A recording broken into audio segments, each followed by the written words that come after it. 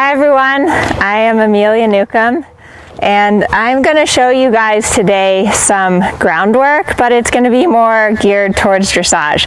So I think that a lot of people think of groundwork and they only think that it pertains to young horses or to like more Western type stuff, but you can also use the groundwork to teach your horse more advanced moves, like leg yield, half pass, shoulder in, renvers, all of that kind of stuff, and then also eventually teaching them to piaffe and passage from the ground.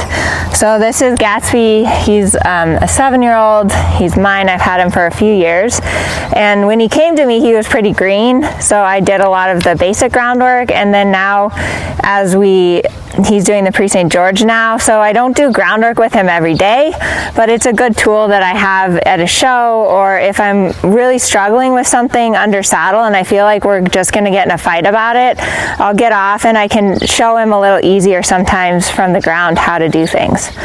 So I have here, this is just a carbon fiber rod that sometimes I use instead of a whip. You can just use like a regular whip, or you can use a flag to help you, but I like this because it doesn't sting so much as a whip. You can also use a bamboo stick. So I'm going to first just start out with the basic stuff and kind of just go through everything. One of the most basic groundwork things that I think is super important, especially Gatsby, he can be kind of high-headed and he likes to put his head up, is just teaching your horse to lower their head. So like even as I'm standing here, I want to be able to get him to put his head all the way down to the ground, and you need this to be able to bridle your horse. So I put one hand on top of his pole, and then the other hand, if you have a halter, you put your hand on the halter, but I have a bridle on, so I will put a little downward pressure on his pole and on the bridle and just ask him to lower his head. And I kind of do it incrementally. So he drops his neck a little, I release, and then I can drop his neck a little bit more until he'll just put that head all the way on the ground.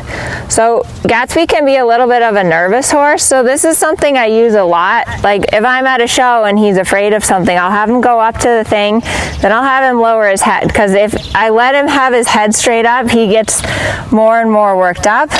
But head up is they're nervous, head down is they start relaxing. They release those relaxing endorphins. So I'm just lowering that neck. So one thing that you want to be really careful of is when you're asking them to lower, don't have your head right here, because if they all of a sudden put their head back up, they're going to smash you in the head and you're going to get really hurt. So that's my one warning there.